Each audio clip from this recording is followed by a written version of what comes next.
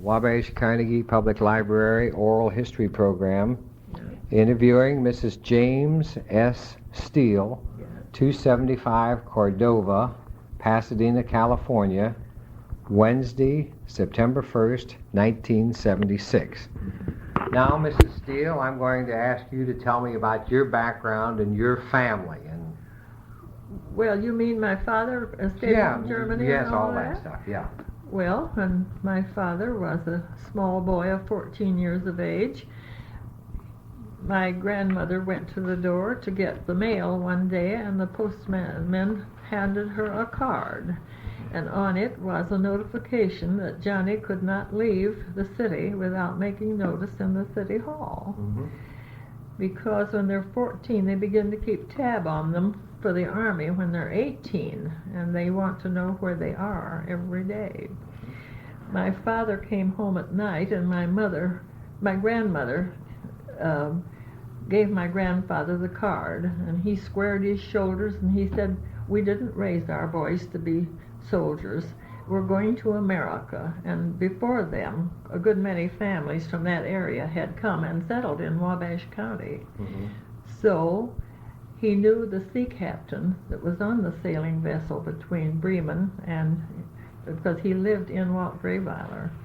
And so my grandfather went to him and asked him how they would get passage to America and how much it would cost. Mm-hmm. So in about a year, they had the money together, and they told in the city hall that they were going to take their children to the Cologne Cathedral, which everyone in Germany wants to see. Mm-hmm.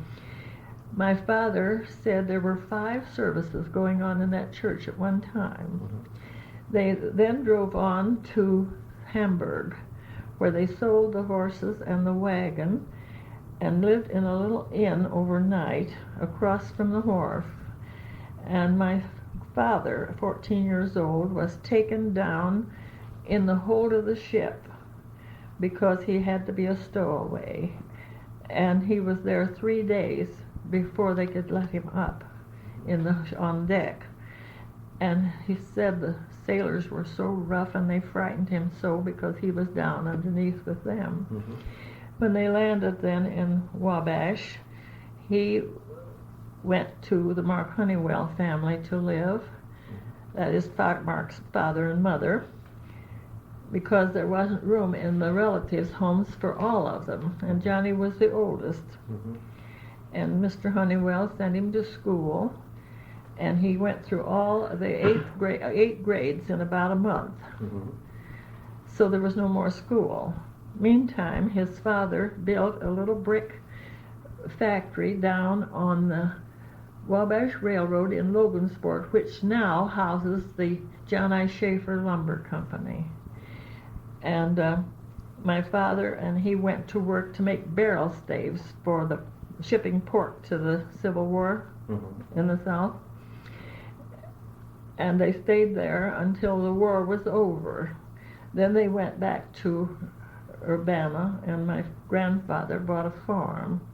And my father, by that time, was 20 years old, and he went in the grocery business here in Wabash, where now the Gackenheimer drugstore stands on Market Street. And he had that for 38 years, and then he made the store into a drugstore for my brother Jake and my brother-in-law, Ed Gaylord, who married Ida Bombar. He bought a farm close to La Grove to take his time. Well, it tells in here all the families. Yeah. Okay, we started sort of backwards. I didn't ask you what your father's name was. John Bombar. And he was born in 1846. In Walt Greyviler, Germany. Yes.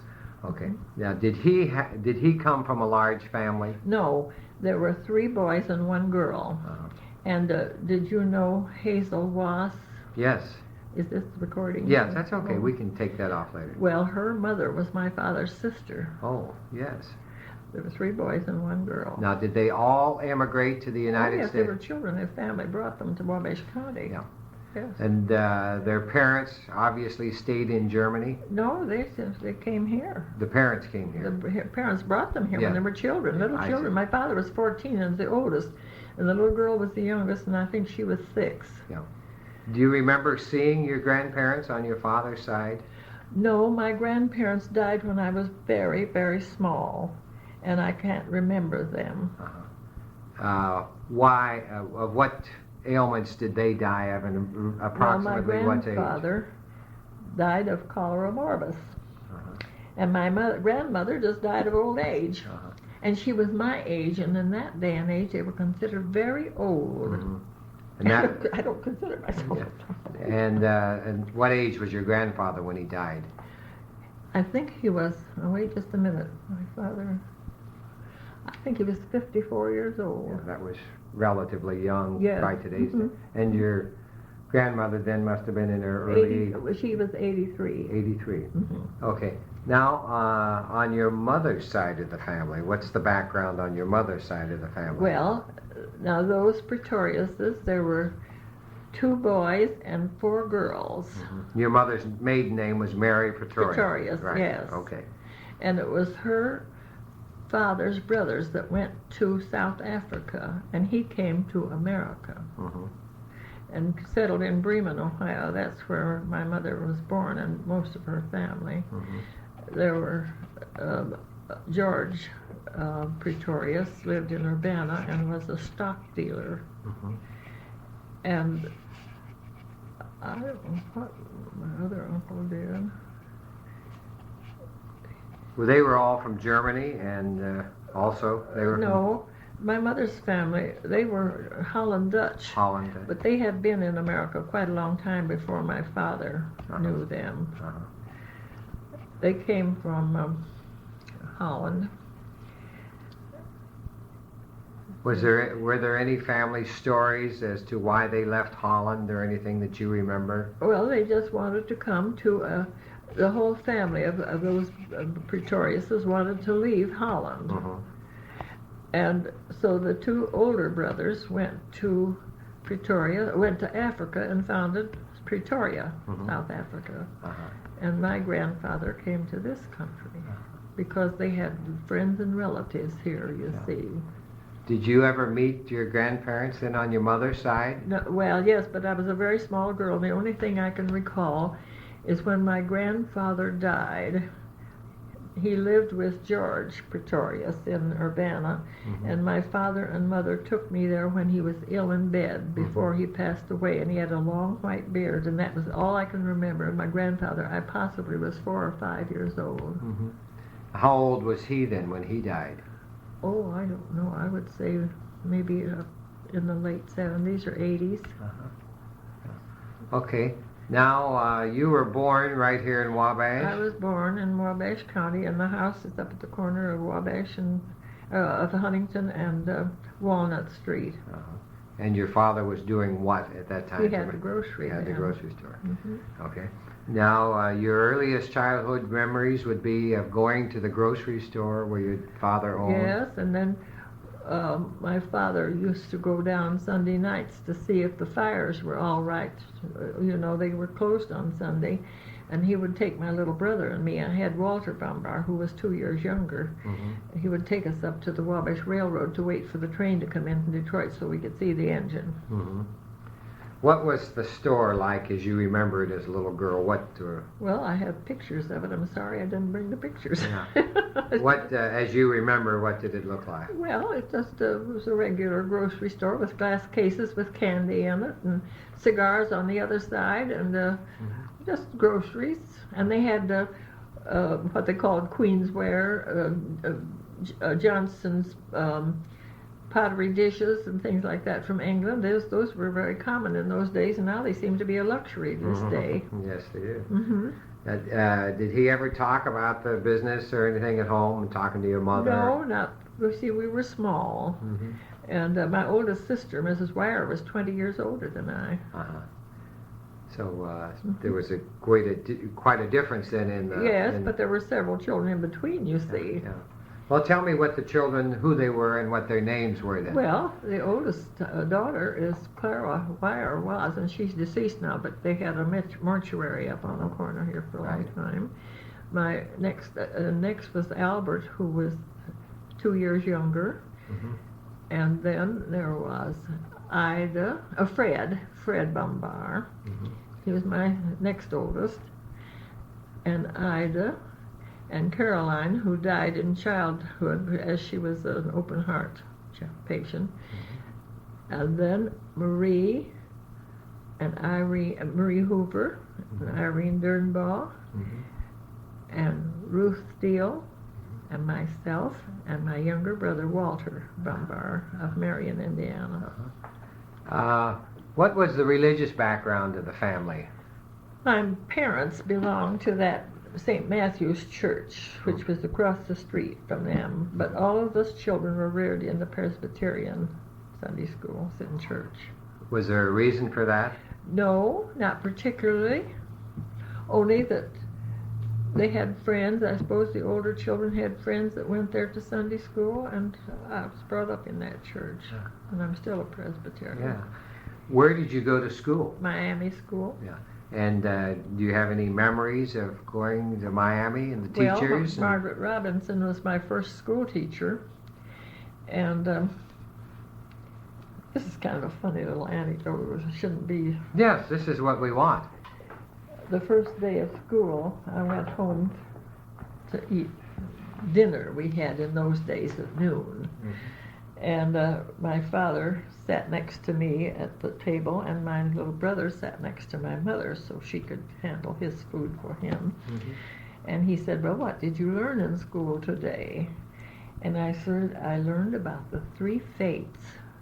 And he said, what? I said, it's a picture. There were 3 ladies, and one of them was spinning some yarn, and another one measured it, and the third one cut it off. That's your life. And my father said to my mother, what is she teaching these children? My mother said, don't make an issue of it. She'll forget it after a while. But I never forgot that. You never forgot it, huh? I never forgot that. It's lived with me all these years. And she was quite old. She had taught my sister, who was 20 years older, and my brothers. But she was a charming old lady. Who were some of the other teachers that obviously had an influence on you?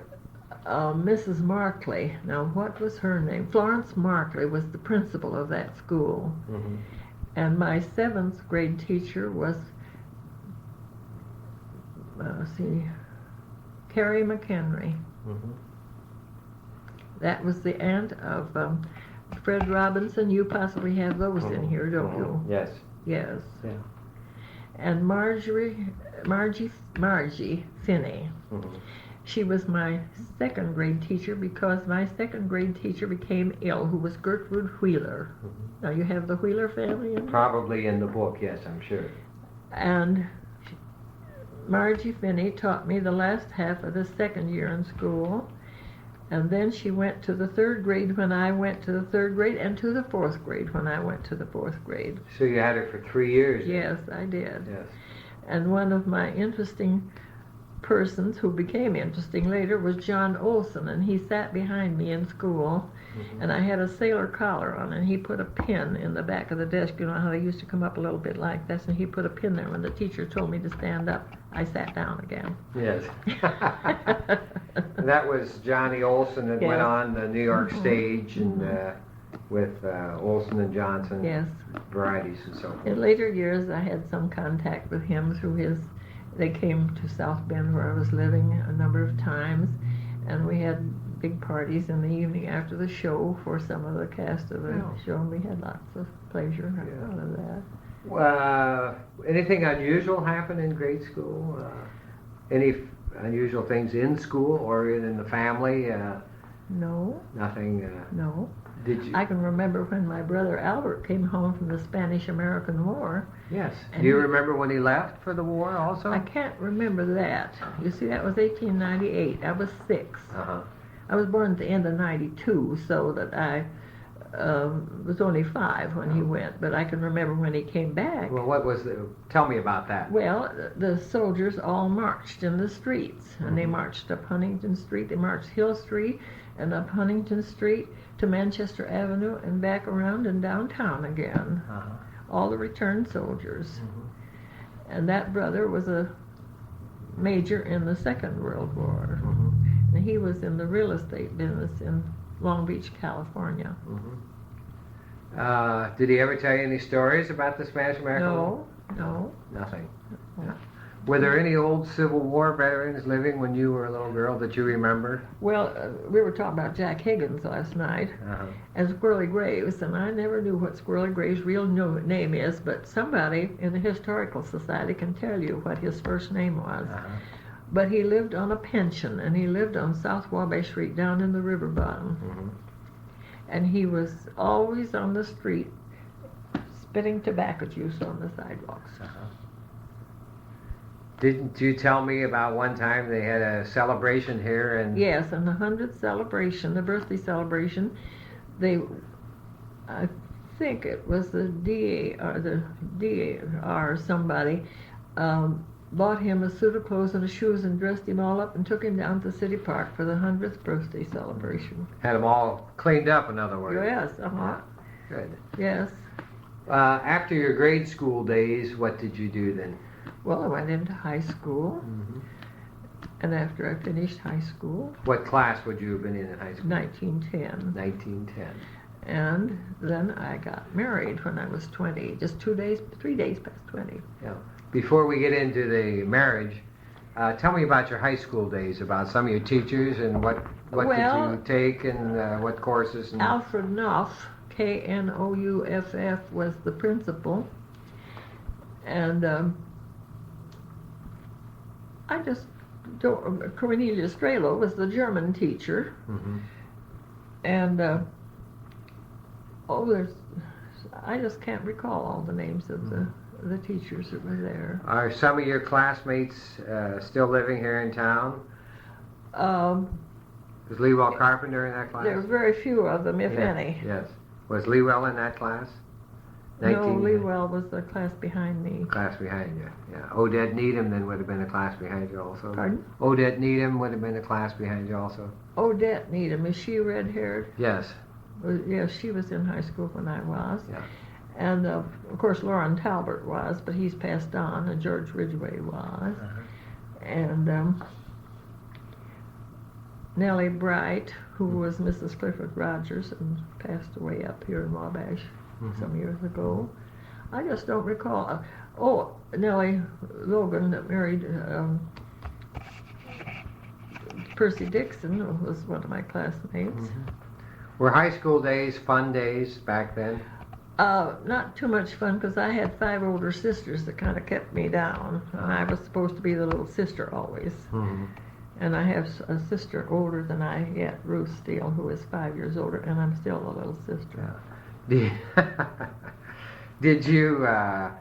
the girls have dances, and did they go to the football activities? They went to football games, yes, and they just did the things at ordinary high school. There wasn't as many things to do with as we have today. There just weren't Of course, too many. transportation was always a problem. Your transportation was your feet. Yes. And the high school was down on Hill Street, of course, in those days. Yes. Yeah, where the administration building is now. Okay, so you graduated in the class of 1910, and then what did you do? Then I kept books at the drugstore, my brother's drugstore. I kept books for 2 years, and then I married James Samuel Steele. How did you meet Mr. Steele? Well, my sister-in-law was Mrs. Jake Bombar. She was Vandergrift from La Fountain, and she knew him, and he came into the drugstore one night, and she introduced him to me, and that was it. And how did courtship go in 1910? I mean, what was the... He traveled quite a bit because he traveled for a lumber company, the Peabody Lumber Company. Peabody's at North Manchester. Then he later went to South Bend, Indiana with the Cyrus Schaefer Lumber Company. Of course, they're extinct, but the John I. Schaefer, who was the younger brother, and he were in business then in South Bend and Logansport, in the lumber business. Yeah. Now, would he take you, would you two of you go to a movie or? Oh, we didn't have many movies there. We had them, but they were like these Nickelodeons that we had here in Wabash. And when I went to the movies here, they were still pictures mostly, and well, all still pictures. And Bill Dixon sang a song before the pictures started. And afterwards, maybe have an ice cream cone or something? Oh, I had plenty of ice cream cones. I didn't have so many cones. I could make my own soda when I was 10 years old and make as good as anybody. Was your husband, what age was he compared to you? Was he older or same age? Yes, he was 6 years older than I. 6 years older. He was the grandson of this Louis Dale I was telling you about, this Dale family. Bring me up to date on his family then. Tell me about his parents and what you remember and so forth. His father used to work for the Dohertys that had the bank here. They had lumber industries in the South, that is forests, and he used to travel in the South and mark trees and things that had to be cut for them and milled for them. And he had a revolver always because he was afraid of the Negroes. And so when we got married, he gave it to me because he thought I was being alone so much that I needed the revolver. And some years afterward, we had a robbery while we were going to Signal Mountain for a vacation. And it was in the bottom of my cedar chest. And when we came home, the canned goods was all gone, and my husband's clothes were all gone, and the clocks and the revolver, and they set one bullet up on the dresser so I'd know the gun was gone. Did Mr. Steele, as soon as you were married, did you move or did you stay here or? Oh no, we moved to South Bend. We lived here for a short time, then we moved to South Bend. And we lived there, I lived there, well, both of us lived there 38 years, but he broke his back in 43. And it was at the 12th lumbar, and it couldn't be operated because they said it wouldn't hold. So he was a semi-invalid for 8 years. So my son had been living in, I have one son, James Edward Steele, and he is the senior vice president of the Colony Charter Life Insurance Company in Beverly Hills. And he has 2 children. In 1949, when my son was at that time selling white goods for Frigidaire, he was transferred back to Louisville, and so we bought his house and went to California to live. My husband lived only a year after we got there, and I stayed on for a year. Then I went to Purdue and trained for a house mother. And my first 2 years, I had 60 boys at Butler University. Then Lena Clove, who was my childhood friend, was the dean at New Mexico, and she urged me to come there, so I was there with the Kappas for 5 years. Then my children moved back to California, so I wanted to go back to California. So I went to Delta Gammas at University of Southern California for 4 years. Then I spent a year at Westlake School for Girls, and then I retired. And while I was here in Wabash visiting in the summer, I was called to Palo Alto to the Castellea School. It's a preparatory school for girls going to Eastern colleges. The dean at Southern Cal always keeps track of me because I was a substitute and the only one that was trained in that area. Then I stayed there 1 year and retired, came back to Indiana for the summer. Then I was called to San Jose. They had built the first dormitories for boys and girls of that college. I went there and stayed a year. Then I came back again and stayed till 1st of October here. And when I went home, Delta Gamma was calling me. They needed a house mother in Long Beach. Theirs had gotten ill the day before, and would I please come to their house? They had an alum staying in the house till I got there. I went to stay till Thanksgiving, and I stayed 2 years. Then I retired again and came back to Indiana for the summer. And when I got back, one of my best friends was to be the house mother in another one of the houses at Long Beach. She got angry at the girls one night and just up and left them. And they called me the next day because I was the only available person that time of the year. And I went to stay till Thanksgiving again, and I stayed 3 years. Then I had it. That was time to retire permanently. And I retired when I was 72. Yeah, so that's a wonderful career. Where did you and Mr. Steele get married? Here in town? In my home. In your home? Yeah. And your parents were both living still? Yes, indeed. And then you took off, and then he went on his business career, which was primarily lumber. And what, go ahead. We lived in the Kaiser apartments up here for a while after we were married, until after my son was born, where one of the Martha Bickerstaff lived. Yes. When I lived on the downstairs side, on the east side. How much was the rent back in those days? Beg pardon? How much was the rent? It seems to me it was $35. Isn't that something? Yeah, so compared to today's prices.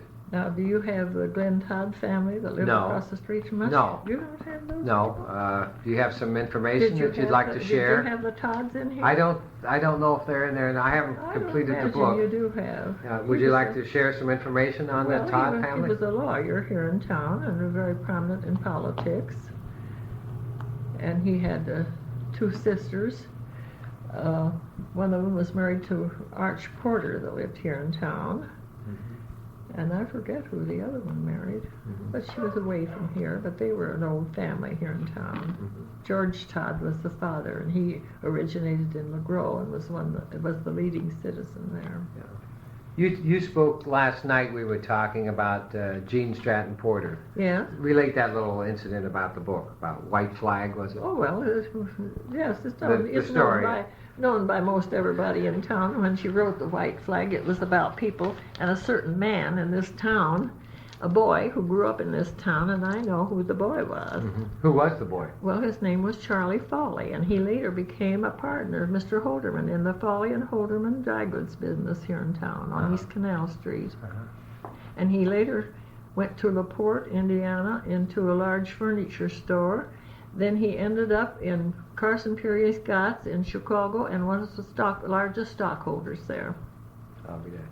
And what was the story that... Well, the story was his mother was the family washwoman. And the banker was her paramour.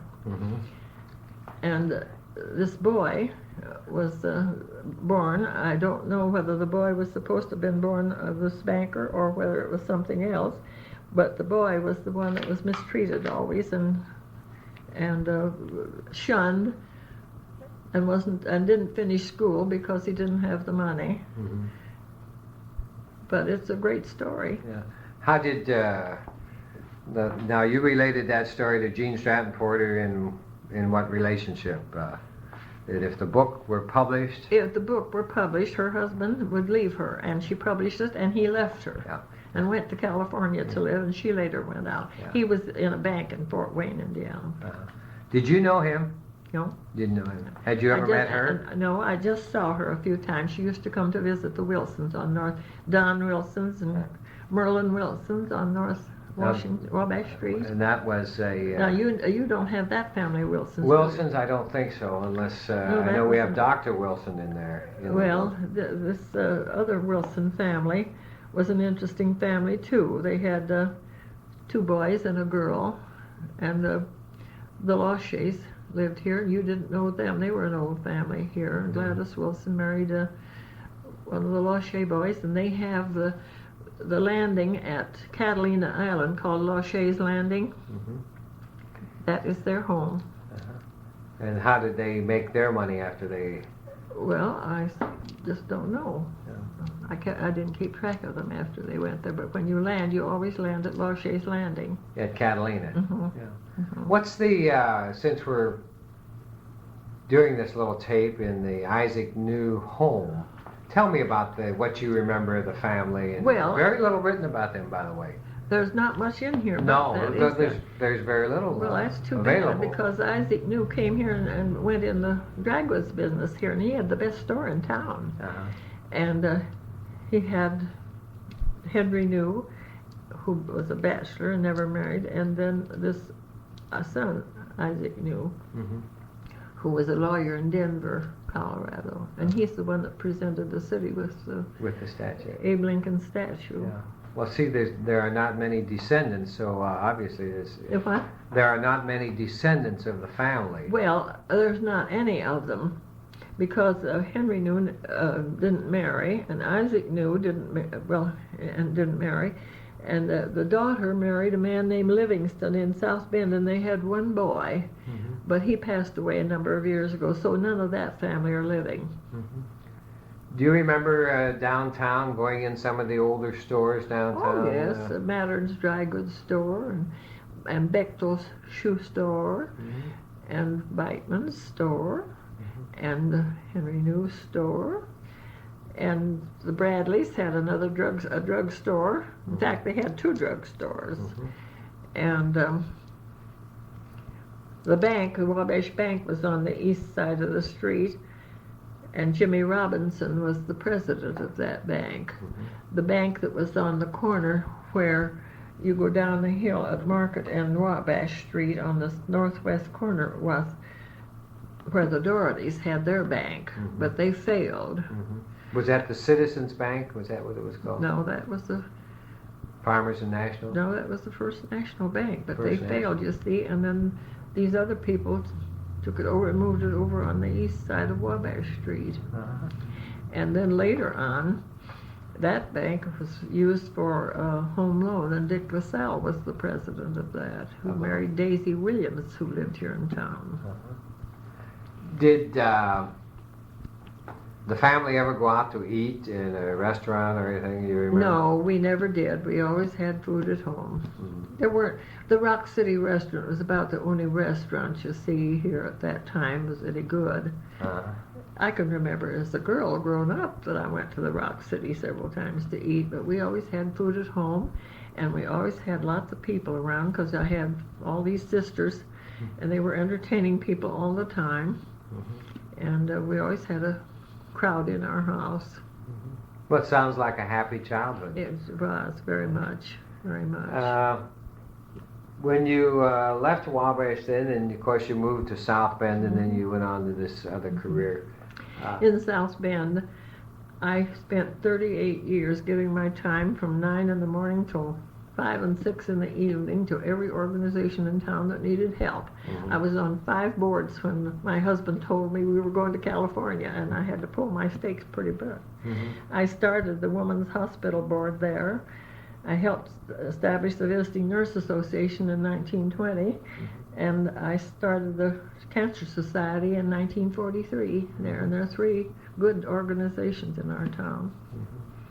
What did your husband die of eventually then? From the back, was it? Well, he sat so much because he had this broken back, and you know how a person gets just sitting, they just generally wear out like an old car, and he finally had a stroke.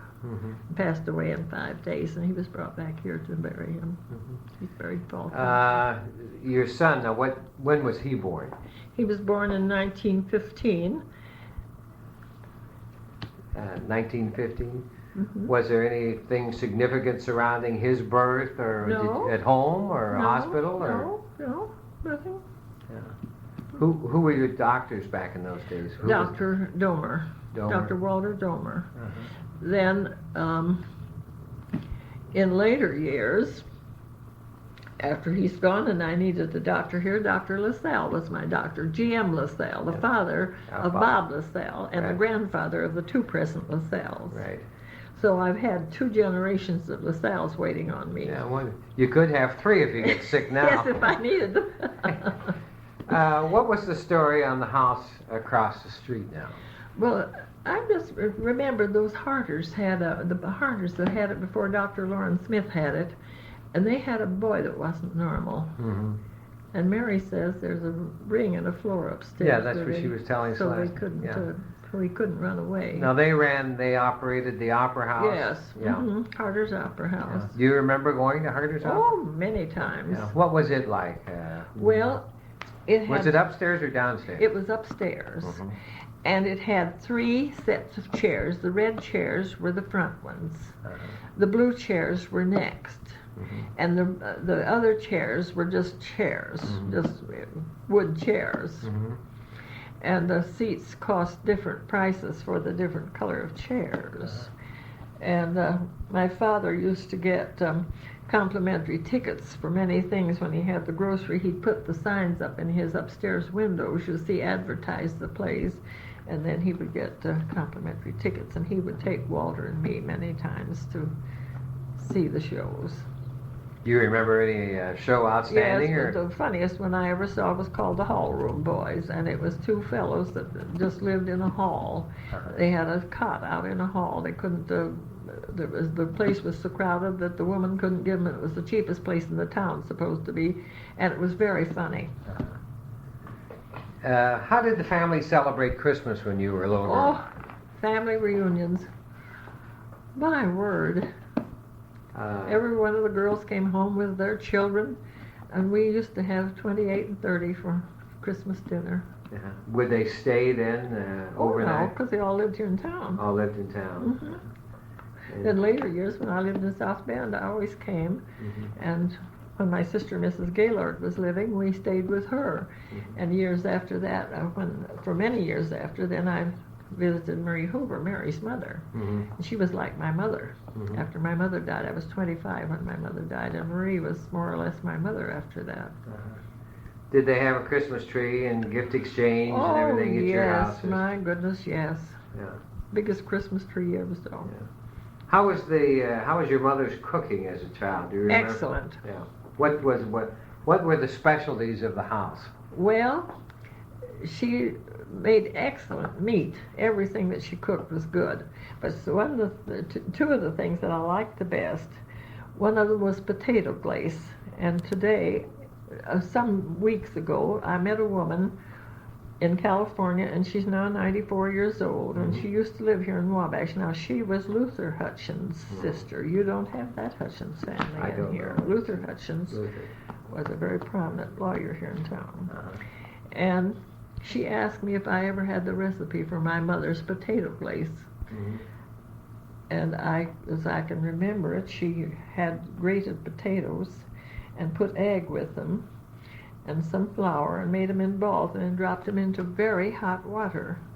And then she had a skillet with buttered breadcrumbs in, and she'd roll those around in there and put them on the platter. Oh, they were just beautiful. And they were so good. Yeah. Anything else? Was she good as a baker? And oh, pies. You never saw so many pies in your life. Yeah. Wonderful. Bread? Just wonderful pies. Homemade bread? Oh, yes, she made homemade bread. Oh, yes, and when we were children and would go home from school late in the afternoon, we were hungry. Well, get yourself a piece of bread and butter and a dish of fruit. And she always kept a big glass bowl on the dining room table that had prunes and apricots cooked in it. And today I have that dish on my living room table with flowers in it, and it's beautiful. Pleasant memories. What for instance? I said they are very pleasant memories. Oh, yes, yes. Now, I have a desk in my home that was brought from Virginia into Indiana in 1847. That was Jimmy's grandfather, Dale, the Lewis Dale, that lived in the fountain, was the owner of that. And in 1925, we had it made over into a desk at the Scheidler Brothers Furniture Company in South Bend. I also have a tilt-top table that was his of rosewood, and 2 little chairs with grapes and flowers across the top. I have lovely antiques. Oh, good. Do you remember the Ku Klux Klan when you were young? Oh, yes, I can remember that. Yes, that was just after I was married. And what were what 1912. What do you remember of it? Well, just seeing it parade on the street. Yeah. Of course, any of the family active in that No, time? not that I know of. If they were, I didn't know it. Yeah. How about Prohibition? Do you remember Prohibition? Well, all I can remember is that a lot of people made home brew in their basements, and some of the people in some places that had home brew was made out of potato peelings and a lot of stuff, and it was so bad that it made them go blind. How about the Depression? Well, that's 1933. That's a long ways back, but not an antique by any means. What do you remember personally? Well, we lived in South Bend, and I can remember that the banks closed on our money, and we could get $5 today, and maybe 10 days later we'd get another $5. And fortunately, we had some money from my father's estate to live on. We sold the farm and the drugstore, and we got that money. But you had it in cash, and yes, yeah, and it wasn't in the bank. No. Yeah. No. And I still keep cash in my apartment. You're not taking any chances, huh? I have lots in the bank too, but I still keep lots of money in the house because Yeah. I want it to, if anything happens, I want to know I got something. That's not a bad idea. I'll tell you it isn't. Once burnt, you know. Yes. And my son's the only other person that knows where it is. Did the Depression have much of an effect on you? Oh yes. We had to curtail our living very, very, very much. Of course, we owned our own home, but we had to be very careful with our money. Oh yes. Did your husband work right straight through the Depression? Well, there wasn't any business. He worked, but there wasn't any business. And of course, both he and Mr. Schaefer took only half of their salary out of the business, and their business was very slow. There wasn't any lumber business practically. So, but it finally opened up, and things went sailing again. Let's see how. Emma Colbert and Emma Colbert? No, Colbert. not that I. As I say, I wasn't in on the editorial. I'm not too sure. Well, then there's a Myers family. Her sister married a Myers, and they had Betty Myers and Ruth Myers and John Myers. They lived on Stitt Street, where a Wurtenberger boy lives now. Very pretty house there. Yes, Yeah. it's a lovely house. They built that house, and it was very pretty. You had some notes there. Do you want to just? Well, here, I can put this This over here Lowenberg for you. family, I wanted to tell you about them because they were quite prominent in the town. They were Jewish people. Oh, did you have the Myers family that owned the hat factory? No. I have some things on the hat factory, but not on the family. See, Oh dear. I don't have the opportunity very often to interview someone with your knowledge and your background on this material. I see. So I have very few people, and most of the people that work there have left, of course. Oh, Have left Wabash, or are dead, or moved away. yes. So I do or have died. Or died, yes. Mm-hmm. But let's. Well, this Lowenberg family, Mr. Lowenberg was brought from Russia when he was a small boy. I think his family lived in Ohio someplace, but he later migrated to Wabash for some reason. They had the fair store downtown, and you could buy calico and baskets and dolls and cutlery. You could buy just about everything, kind of a racket store. And he had 3 children, Rhea and Isidore and Abraham.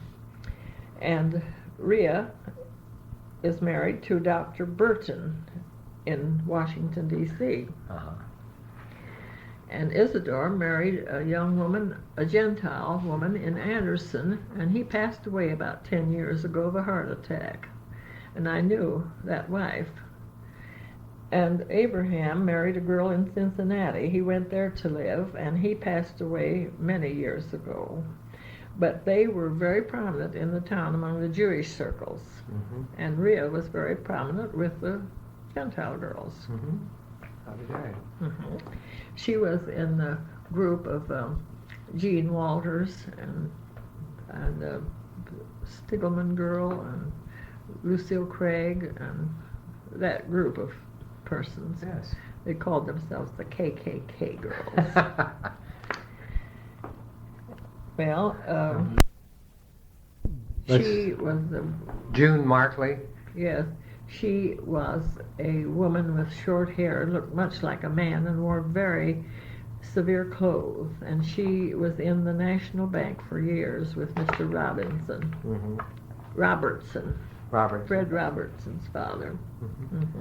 And what happened to her? Anything? I mean, she just worked out her days, and Yes. obviously. She had with her a girl a nurse, who was a Norwegian. Her name was Gorgie Engelson. And she was a nurse in Wabash for many, many years. And they lived out on North Wabash Street, just above Noble Street on that side of the street, in a very nice little house. But June was kind of the butt of jokes for many years around town. Understandably. Yeah. Yeah. Well, this Rose family, they had 3 children. Kenneth Rose became the head of the music department at Ward Belmont College in Nashville. And he had a brother, Charles Rose, who was abnormal, and just naturally he died when he was about 18 years old. Then there was a younger brother, Charles Rose, and he was in the insurance business in Kokomo, Indiana. They were a prominent family here too. And she was the Mrs. Rose was a Markley person in this town. Well, I could think of a million if I sat down. I just jotted these down while I was sitting there before you came. Go ahead. You got any more there? Well, no, June Markley and the Gibsons. I told you about the Gibsons. Now, the Thomases, they lived on North Huntington Street, too. And they had 2 children, and George Thomas, and the daughter was, I don't know, but George Thomas was an official with the New York Central Railroad for many years. Oh, I had about the Schlegelmilks, but you know about them. How about Mark Honeywell's family? Of course. Well, of course, there are many people could give you a good deal of information on that. Yeah. I think you have most of it. We have much on in Mr. your Honeywell. book. Yes. Do you remember his first wife? Oh, yes, I knew. She was Mary's father's cousin. Yes, I knew her real well. Well, very few I've gotten on tape were familiar with the first Mrs. Honeywell. Is that so? Yes. Oh, yes, I knew Olive. her. I knew her Yeah. for a good many years. Yeah. And what was her background and so forth? Well, her father was Reuben Lutz, who lived down on west of where the filling station is, or bus station or something down there on West Market Street. And they had orange groves in Florida, and they used to go to Florida every winter. And they were very prominent people. She had 2 sisters. I suppose you have those in there, the Lutz family, that Reuben Lutz family. No. You don't have no. them in here? Not in this program, I don't have, no. Oh, my. And Well, Mrs. Milt Wallace was one of her sisters, and Mrs. Weissel Baber, and Peru was the other sister, Nell Lutz. And, do you remember Mark Honeywell? oh, yes, Yeah. very much so. And what do you remember about Mark? Oh, well, only that he was a dignified, elegant man, and just knew him to speak to him as we always lived here, and he always lived here, and we just knew everybody, and we knew everybody, we could speak to everybody. Yeah. Did you know the second Mrs. Honeywell, or she came on? I only met this Mrs. Honeywell once. Of course, Mr. Honeywell would have been just in the start of his career when you were still here in Wabash, yes. because he didn't hit it till after. See, Mark was about 90 when he died. Mm-hmm. He's been gone about 10 years, Right, hasn't he? he'd be 101 or 102 now. Yeah. So he would be considerably older than you were. Oh, indeed, yes. We were laughing the other night about the ground that the high school's on out there now, and about Mary White was telling us about driving the cows. Do you remember when that was passed? Yes, I remember that. And we always had good whole milk, and honestly, we have the healthiest people. Now, my sister, Mrs. Wire, lived to be 90 years old, a few days under 90. And my brother Jake would have been 90 if he'd lived another year. Our family, or the ones that were well, We've had 4 cancers in our family Mm-hmm. out of 10 children. Out of 10 children? Uh-huh. It late in life, or? Well, mine happened when I was 70 years old. I had a third of my colon and 18 inches of it. This isn't recording now, is it? Yeah, that's okay. We take it out later. Oh, I was going to Yeah. say, I had a third of my colon and 18 inches of intestine taken. It was a malignancy, but I'm very, very well. Mm-hmm. Well, you've survived 13 years. You must have done something right. Well, not 13, it's 1970, and this is 76. It's 6 years ago. Yeah. Mhm. Mm-hmm. But I had examinations, and they say I'm perfectly well. Yeah. I have lots of friends that have had this thing happen to them, and some of them got well, and some of them didn't. Mm-hmm. What did your mother look like? She was stout and had light hair, curly hair. Her hair was gray by the time I was 5 or 6 years old. My mother was 40 when I was born, Mm-hmm. and my father was 45. Mm-hmm. And you were obviously the youngest then. No, Walter was born when my mother was 42 and my father was 47. And he passed away of a cancer. Uh-huh. What did your father look like? He was tall and dark and good looking, Mm-hmm. always kept himself well. And he was 83 years old when he passed away. He had a prostatectomy, and they didn't know as much about it in 1929 as they do now in this little town. Yeah.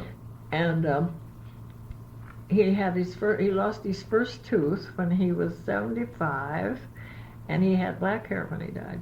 Hmm. You still have your teeth. Oh, yeah. Yeah. Which is remarkable. Yes, I guess it is. Yeah. Do you remember any big events? Like, do you remember when the first telephone came into the house? Oh, yes, it was one of those that you cranked on the side. It was a box up here and another box down here and a little thing that you could lay a paper on, and you had to grind it. And I can remember what my father's telephone number was in that store, 43. 4-3. 43 was Yeah. my father's telephone number. And that's when you called Central and got your number. Yes. Yeah. Do you remember the first automobile the family got? The first automobile that I saw was Elwood Haynes driving one up Wabash Street about 1906, I guess it was, 1904, 1906, somewhere along in there. He was driving his own invention. Uh-huh. Yeah. Mm-hmm. Do you remember the first automobile in the family? Yes, I think, of course, I was married in 1912, Mm-hmm. and the first automobile in the family came about 1916 or 17, and that was my brother Jake had one, and my brother-in-law Ed, who married my sister Ida. When did you and your husband get a car? Well, we had a car to drive for the company in 1919. Then we owned our own in 1920, and in 1920 he gave me my first car, and I drove across the country 5 times. Mm-hmm. Since 1919. Mhm. Of course, the early roads weren't very good, were they? No, they weren't. But after 1923 to 24, they began to be very, very good. And 31 was built from Peru to South Bend and up to northern Michigan, to lower Michigan. And it was a very good road, but much more narrow than it is now. Mm-hmm.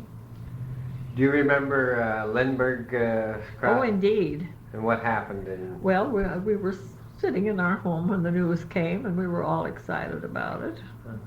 And the whistles blew, and everybody was so agog over it. Mm-hmm. Everyone seems to remember the end of World War I also was a big event. Oh, do I remember that. There was the biggest celebration in South Bend. We lived in South Bend, and my son was 3 years old. Uh-huh. And the thing that he remembered, I've talked with him many times since, and the thing he remembered in the parade was there was a man dressed like Uncle Sam and another fellow, and they were holding a goat, and on the side of it said, "Uncle Sam got Bill's goat." Mm-hmm. That was the only thing he could remember. He Yeah. was 3 years old, but he remembers that. Yeah. But they had a whole day celebration. Just tore up and built fires on the courthouse steps and everything. Oh, it was terrific. Yeah. Everybody had a good time. Oh, everybody. Did the family have any tales or folklore or anything that they passed down? Stories that they would pass Well, I along? just can't. We talked about your grandfather coming from Yes. Germany, and Not in anything sometimes in they have a particular. story relating to something in the Indians or something. No. Nothing. No. Only when my husband's grandparents, the Steeles, came from Virginia into southern Indiana, one of their children was killed by the Indians in Kentucky. What year would that have been? Pardon? What year would that have been? Oh, my dear, that must have been way back in 1850, somewhere along in there.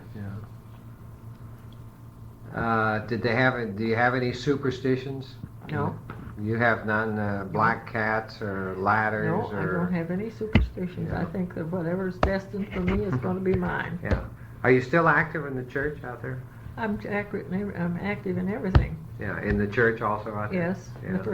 the Pasadena Presbyterian. Uh-huh. And I give 2 days a week in the cancer benefit shop. It's right on the main street in a beautiful big building. It looks just like a fancy dress shop. Mm-hmm. And we get whole estates, and we grossed $97,000 our first year, 2 years ago. Mm-hmm. Last year was $93,000, but we get grand pianos and beautiful. We had an $8,000 dining room set given to us, a teak wood from Japan. Mm-hmm. We get diamond rings. We just get everything. Yeah. It's wonderful. Then I give a day a week at the YW thrift shop, and I'm a cashier there. Yeah. And our money goes for the indigent children in the town to go to camp. Mm-hmm. How do you keep your complexion so fair at 83? I'm healthy. I mean, this has to be remarkable for your age to be in such Well, good I'll physical tell you, condition. for many years I've taken 400 units of vitamin E morning and night. Uh-huh. 800 units a day, and that's supposed to keep your whole body Keep well. you toned up, huh? Mm-hmm. But you're in remarkable shape for 83, and For most. 83, yes, I think I'm pretty good. Very good health. Although I know lots of others are just as good. Yeah. Oh, sure. Lots of my friends are my age, and they look as young as I do. Yeah. Do you enjoy California? Yes, very much. Very much. Do you see your children, grandchildren much? Well, I see them about once a month, but I talk with them every Sunday night. Uh-huh. They call me every Sunday night to see if I'm all right. Yeah. My son stops to see me. You see, he's over in Wilshire, Uh-huh. and he has to go through Pasadena going home. He goes 50 miles or 48 miles a day going and 48 miles back, but they want to live in Glendora because it's strictly residential. Mm-hmm. And no industry there, and the little village, there's 35,000 people, but the business section's only 2 blocks long. And many Eastern people have retired there. We have several doctors in that community that came from Chicago that retired out in Glendora. It's strictly a residential area. Mm-hmm. Other than your volunteer work, what have been your hobbies? What's been my hobby? Oh, I play bridge 3 Yeah. nights a week. Uh-huh. And I go to lectures, Mm-hmm. travel talks, and and have company for lunch, and I go places for lunch. I try to be in by 5 o'clock because our building locks at 5, Mm-hmm. and 5 p.m.? Hmm? 5 p.m.? Yes. The building's locked? the building locks at 5, and then you have no business on the street after that because it's downtown and it's a place where people knock you down, take your pocketbook. Mm-hmm. And the way our building is situated, it's 14 stories high, and I live on the 13th floor overlooking the mountains in the business section. It's very beautiful in the north side part of the city. And before 5 o'clock, we have a janitor and a maintenance man, and they each go down the outside stairways to see if there's nobody there before they lock the doors, that somebody isn't hiding there. And it's a very nice place to live. It's an easy place to live. Is this a retirement place or just a residential? It's built by the Churchman's Foundation, which is Presbyterian, Methodist, and Baptist, and Congregational. And it's supposed to be for a place available for their elder members. It is an apartment. You can move anytime you want to, and if you can't take care of yourself, you can't stay there. And you had, when they started it, you had to be 52 years old before you could go in. Well, there were so many 52-years in there that they didn't have room for me. So they asked them to move, and now you have to be 60 years old before you can go in. but you pay your rent just like you do, and then you move out. Just you have your own furniture, you have your own living quarter, your kitchens and everything, and all you do is live like you were living in any other apartment. If you don't like it there, you can go someplace else. You can take off, huh? But I like it there. Yeah. I have many friends in the building, and I don't go outside the building to play bridge. I play with 3 different groups, and it's wonderful. Mm-hmm. But you play in the afternoon or evening? Oh no, we play at night. Oh, that would be wonderful. Mm-hmm. Yeah, that Yes, would we be play at good. night. Did you ever think you'd live this long? Yes. Did you? Mm-hmm. And I'm going to live to be 100. Oh, yeah? Well, I hope so. I hope so too. Yeah. You enjoy life, don't you? Very much. Yeah. Very, very much. And I've been a very useful citizen most of my life. I think that means a lot to Yes, enjoy you have it. to give of yourself if you're going to get back Yeah, I think the so. good of life. I think it's very much so. What, say someday I play this for your grandchildren, I send it to them, what advice would you have for grandchildren? On what? For your grandchildren, what For my advice grandchildren. would you have? I don't or give them message, any advice. would you I have a don't give them message for any advice because I feel that's their father and mother's business. Mhm. I don't offer any suggestions for my grandchildren, whatever. They're teenagers now, Uh-huh. and I don't ever suggest anything to them. Well, that's good advice, isn't it? Yes, it is. It's very good advice, and when I go to their house, I'm company. Uh-huh. Well, that's wonderful. My daughter-in-law doesn't want me to come in the kitchen. She wants me to be a lady. Yeah, wonderful. And she doesn't want anybody bothering her in her kitchen. Yeah. So I am a lady when I go there. Yes. I'm company. That makes I'm it real company. nice. That Mhm. makes it nice. And the children greet me as if I were company. Yeah, well, that's wonderful. Mhm. Do you have anything else that we've missed that we should put on Oh, this there's tape? many things that I can think of. You don't. I bet you don't have about the Warren Sayers in your book. Put it down. If we do have, Well, we'll- Warren Sayer was a judge here in town, and many years he lived in that stone house next to the old high school on Hill Street. Uh-huh. And his wife died, and he lived many, many years a widower, and then he married a widow, Mrs. Davis, whose husband had passed away. He had had a hardware store here in town. She had 2 children, who one of them is Dr. Kirby Davis in New York, and the other one was Mrs. Charlie Huff here in Wabash. Mhm. And Warren Sayre had been a judge. Uh-huh. Who lived in the big White House down the street there? Just east of, west of there? Down this street, No, on Hill Street? Hill Street. There's a big, large White House on the corner. You mean Harold Talbert's old place? Yes. Well, I can't remember who lived there, only the Talberts, and they lived there when I was young. They lived. His parents lived there when. Yes. Yeah. Mhm. Out where Eddingfield's mortuary is. That was Phoebe Snavely's old family, the Kings. Her grandparents were Kings, and her father was Bill Snavely, and that's where they lived. Is it true that they he had a cabin out south also? Had I guess a summer house or something out on South Wabash Street. I've heard that story. I don't know. Who is that, Mr. Snavely or Yes. Mr. King? Mr. Mr. King, they owned big farms out south of Yeah, town. that would possibly be. And they fell to Phoebe, and then when she was killed or died, they went to her husband, Don Wilson, who was Gene Stratton Porter's nephew. Mhm. And now he's passed away, and his second wife has all that property. Has that property now. Yeah. She lives in Geneva, Indiana. But that's the connection here in Wabash is through Gene Stratton Porter then. Mhm. Yeah. Who lived in these houses along Hill Street here? Well, Dr. Wilson's lived in that one there, Mm-hmm. and Warren Sayre lived in that next one. Mm-hmm. And then there was the old Connor family that lived in the gray house there, the big colonial gray. Mm-hmm. That Connor had Joe Connor was the son. I can't think what his father's name was. Well, did you have about the Teagues in your house too? Teagues. The Teagues in your book? Oh, there's so many families that yeah, I can speak. think of. We'll talk. We'll cross them off if we do have them. But who? Tell me about them. And the Gardners? Tell me about Teagues and Gardner. Well, I just remember Joe Teague. He would be 100 years old if he were living, I expect. But he married Louise Connor here in town, and he was in the National Bank for many years, and then finally went to Racine, Wisconsin, I believe it was, and was a banker there.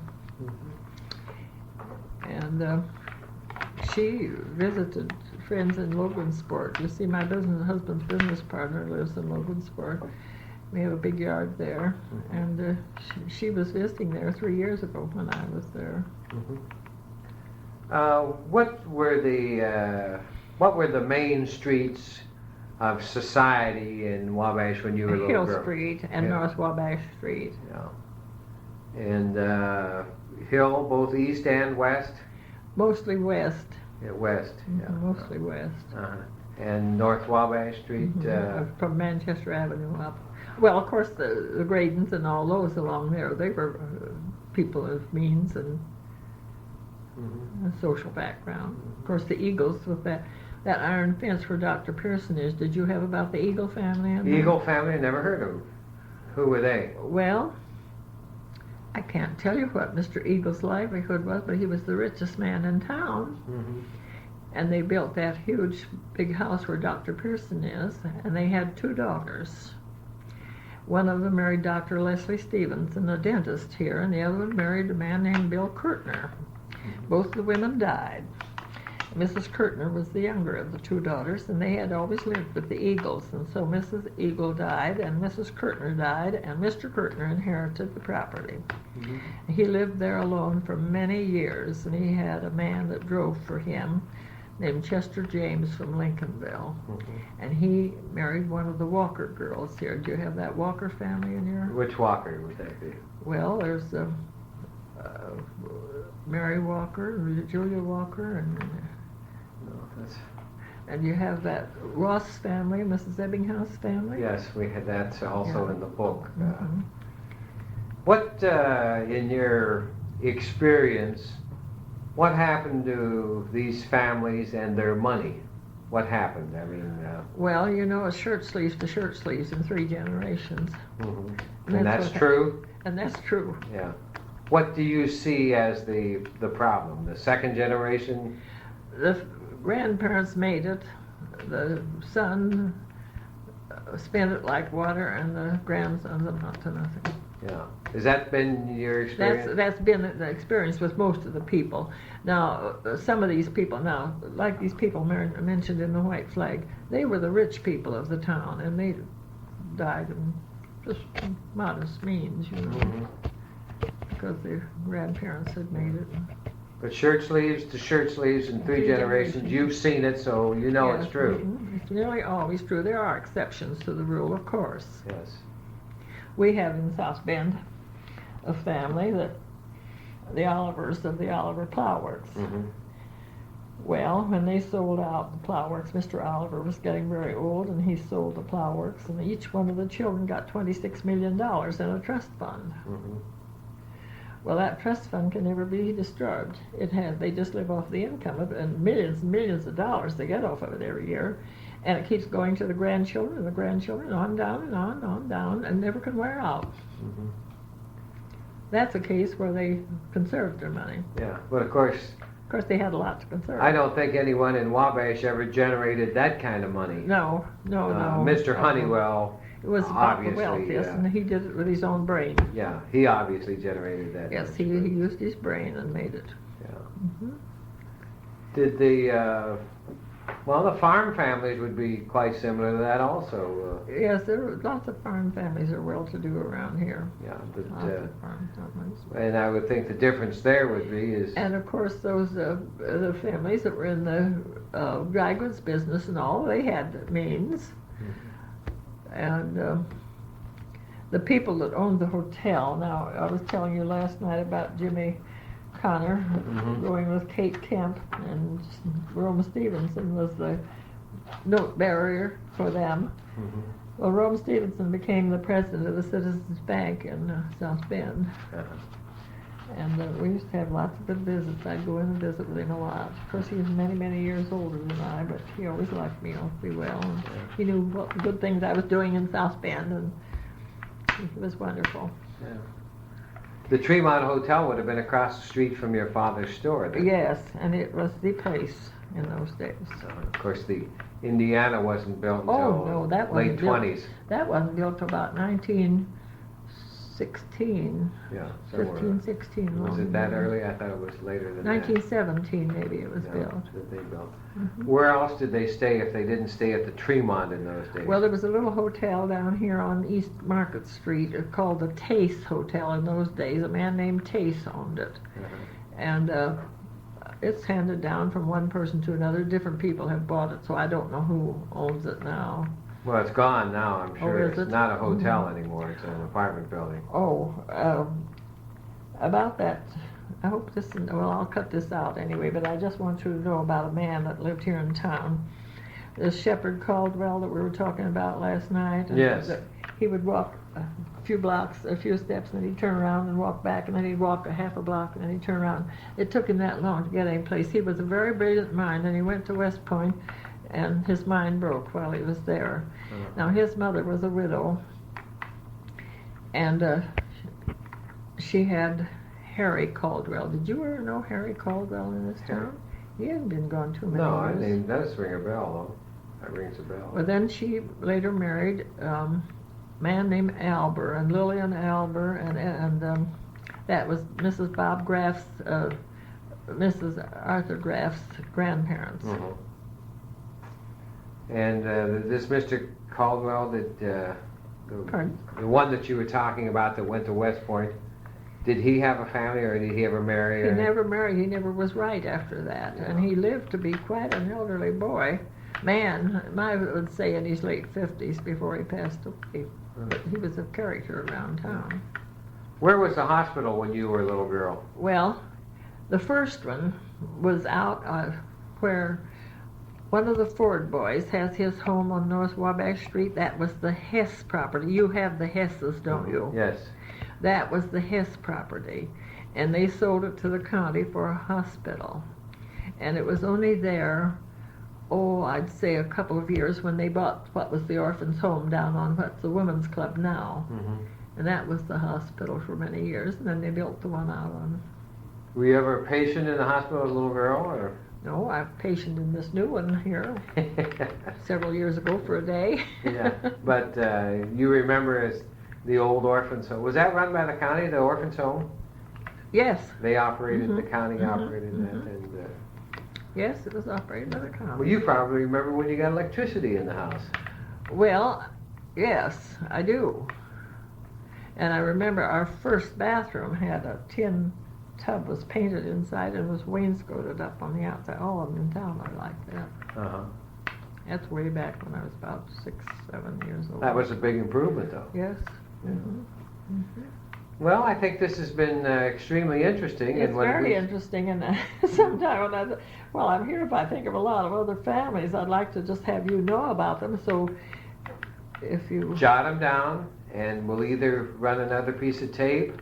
I'd or- just rather talk with you about them. Yeah, okay. I'd just rather talk with you about them. Or add them to this material Yes, here when yes. when we send it to you in California. My school.